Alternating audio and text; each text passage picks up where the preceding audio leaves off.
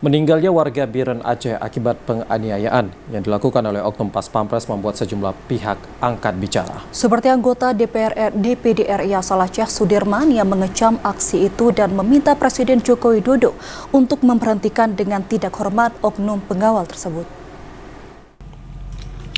Video penganiayaan yang menewaskan warga Aceh yang diduga dilakukan oleh oknum pasukan pengawal presiden berinisial Praka RM viral di berbagai platform media sosial dan mendapatkan kecaman dari berbagai pihak. Salah satunya dari anggota DPD RI asal Aceh Sudirman yang meminta Presiden Joko Widodo untuk memberhentikan secara tidak hormat oknum pengawalnya itu karena diduga telah melakukan penganiayaan dan perampasan hingga menghilangkan nyawa seorang pemuda Aceh, Imam Maskur, di Jakarta. Dirinya juga meminta agar Panglima TNI untuk menindaklanjuti kasus tersebut sesuai dengan hukum yang berlaku.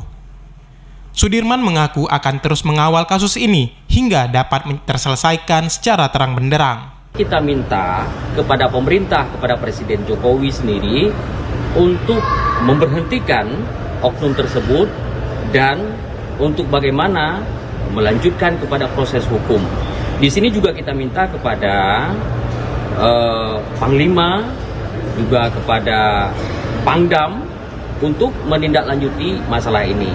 Yang mana kita ketahui bahwa Imam Maskur ini awalnya dijemput oleh oknum Pas Pampres, kemudian menurut berita dan video yang beredar dianiaya, selanjutnya ada diminta uang tebusan 50 juta rupiah dan videonya juga dikirim kepada keluarganya Said Sulaiman.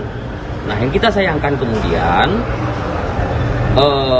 Imam Maskur ini tidak kembali, tidak pernah pulang semenjak dijemput oleh oknum tersebut. Untuk diketahui sebelumnya, Iman Maskur, 25 tahun, warga asal desa Menklayu, Kecamatan Gandapura, Kabupaten Biren, dilaporkan meninggal dunia di kawasan Karawang, Jawa Barat beberapa waktu lalu, diduga karena diculik dan dianiaya oleh oknum Pas Pampres. Hal itu diketahui keluarga setelah mendapatkan telepon dari oknum yang tak dikenal yang meminta tebusan dan mengancam akan membunuh korban. Ironisnya, keluarga juga dikirimkan video saat korban dianiaya oleh terduga pelaku. Dari Aceh Utara, Fajar Sidik, TVRI Aceh melaporkan.